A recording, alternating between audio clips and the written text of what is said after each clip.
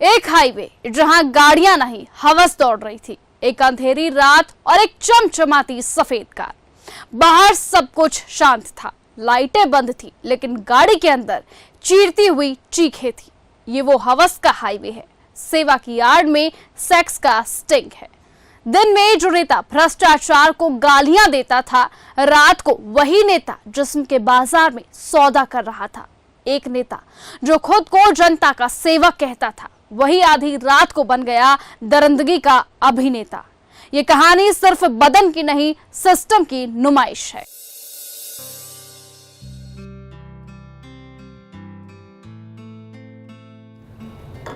और कैसा चल रहा है तुम्हारा वार्ड? सब ठीक ही है। देखो, बिजली, पानी, सड़क, इन सब का पूरा ध्यान रखना है तुम्हें। अरे इन्हीं चीज़ों को देखकर ही तो जनता वोट देती है हमें। और फिर अगली बार चुनाव भी तो जीतना है तुम्हें। हाँ, मैं इन सब बातों का बहुत ध्यान रखती हूँ। भाई वाह, बहुत अच्छा।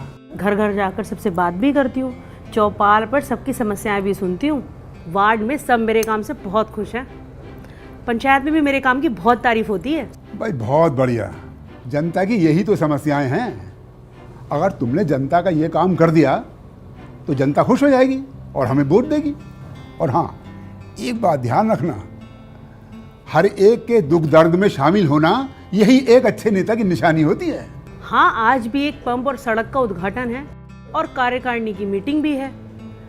मुझे जल्दी वहाँ निकलना है। ठीक है।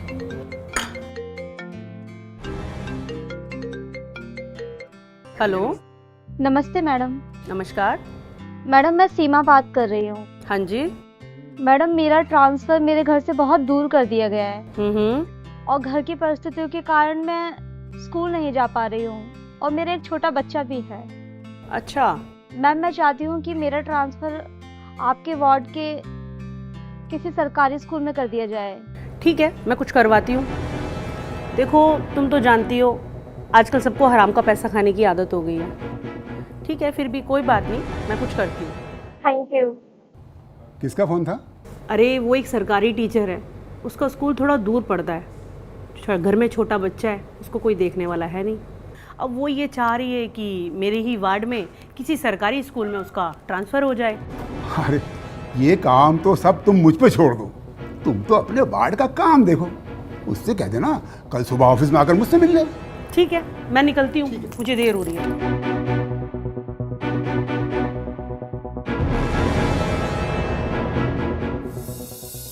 बात शुरू हुई थी एक ट्रांसफर की अर्जी से, लेकिन अब कहानी सीधे सियासत की शीश महल में जाकर घुस गई।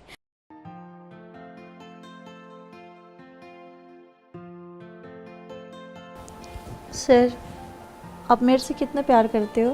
अरे मेरी जान, सबसे ज्यादा तो मैं तुम्हें प्यार करता हूँ। मुझे टिकट मिल जाएगा ना? पक्का, एकदम पक्का।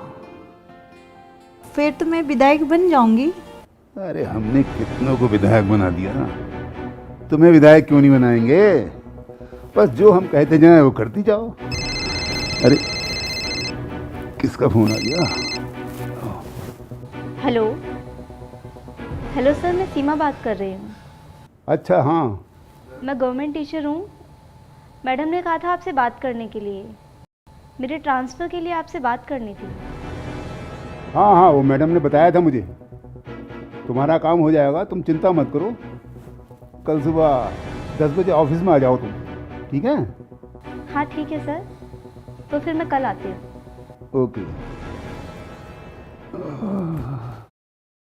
नेता ने मदद का हाथ तो बढ़ाया, लेकिन उसकी नीयत में नफासत नहीं, नंगापन था। अब ये ऑफिस नहीं, एक शिकारी का ठिकाना बन चुका था, जहां फाइलों से ज्यादा नजरें जिस्म पर दौड़ती हैं। कुर्सियां अब रिश्वत में नहीं, रिश्तों की कीमत पर बिकती हैं। एक्सक्यूज मी, सर कहाँ हैं? जी, आप कौन? सर से मेरी कल बात हुई थी, उन्होंने कहा था कि ऑफिस मिलने आना है। बैठिए आप, मैं बुला। तब तक आप पानी दीजिए, मैं बुला कर लाता हूं।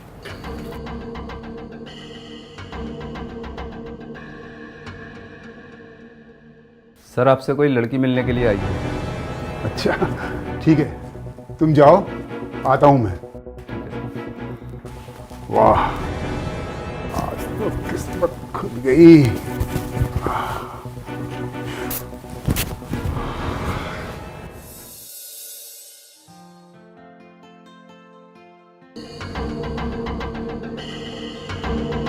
अरे बैठो बैठो बैठो बैठो।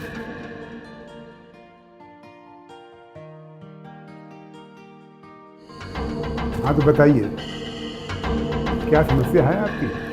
सर, मेरे घर पर कोई भी नहीं है और मेरा एक छोटा बच्चा भी है, और मेरा ट्रांसफ़र मेरे घर से 80 किलोमीटर दूर कर दिया है। 2 बस बदलकर मुझे स्कूल पहुंचना होता है, बहुत मुश्किल होती है। इसलिए मैं चाहती हूँ कि जो मेरा ट्रांसफ़र है मैडम के वार्ड के सरकारी स्कूल में कर दिया जाए। मेरे पास पैसे भी नहीं हैं और लोग ट्रांसफ़र के नाम पर लाखों रुपए मांगते हैं। कहाँ से दूंगी मैं इतने पैसे? और जो पैसे थे मेरे पास वो मेरे पति की बीमारी में लग गए और मैं उन्हें बचा भी नहीं पाई। अरे अब तुम परेशान मत हो, तुम्हारी सारी परेशानियां अब खत्म होने वाली हैं। पैसे नहीं तो क्या हुआ? अरे पैसे के अलावा बहुत कुछ है तुम्हारे पास, समझ रही हो ना? नहीं सर, ये सब सही नहीं। मैं शादीशुदा हूँ, ये सब अच्छा नहीं लगता।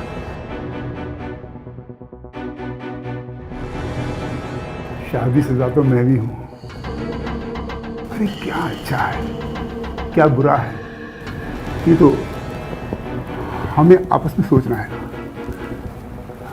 तुम एक मॉडर्न लड़की हो, इन बातों पर ध्यान मत दो। नहीं सर, ये सब सही नहीं है। मैडम को पता चलेगा तो क्या सोचेंगे हमारे बारे में? तो ठीक है, तुम्हारा ट्रांसफर जहाँ से हो सके करा लो।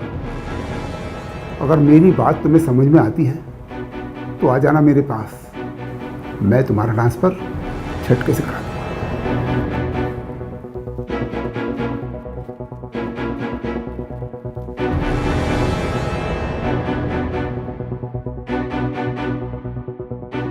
कहते हैं कि सत्ता में वादा सब कुछ होता है, लेकिन यहाँ वादा नहीं, वादा खिलाफी का बिस्तर बिछा था। वो महिला टीचर जो सिर्फ अपने ट्रांसफर और अपने करियर के लिए लड़ी थी, अब एक नेता की हवस की फाइल बन चुकी है। कल मिलेगा ट्रांसफर, ये कल कभी आया ही नहीं। जो आया वो था बेइज्जती और बर्बादी।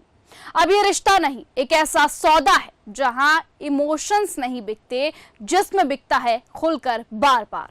सर, ये सब कब तक चलता रहेगा? आपने जैसा कहा मैंने वैसा किया, सब कुछ आप पर लुटा दिया। आप कब करवाएंगे मेरा ट्रांसफ़र? इतने दिनों से आप यही कह रहे हैं कि ट्रांसफ़र आज होगा, कल होगा। महीनों बीत गए पर आपने मेरा ट्रांसफ़र नहीं करवाया। देखो, मैंने मंत्रालय में बात कर ली है। कल सुबह तुम ऑफिस आ जाना, वहीं से दिल्ली निकल चलेंगे और तुम्हारा ट्रांसफर लेटर भी हाथ के हाथ दिलवा देंगे। क्यों, खुश? अरे अब तो खुश हो।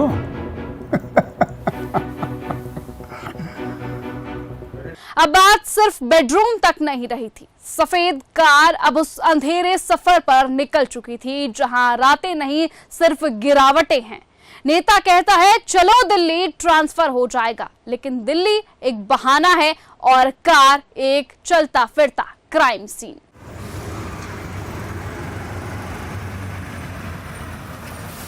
सर, आज मुझे ट्रांसफ़र लेटर मिल तो जाएगा ना?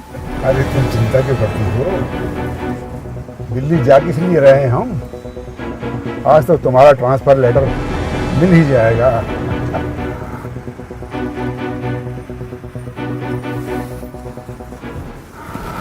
आज तो बहुत खूबसूरत लग रही है।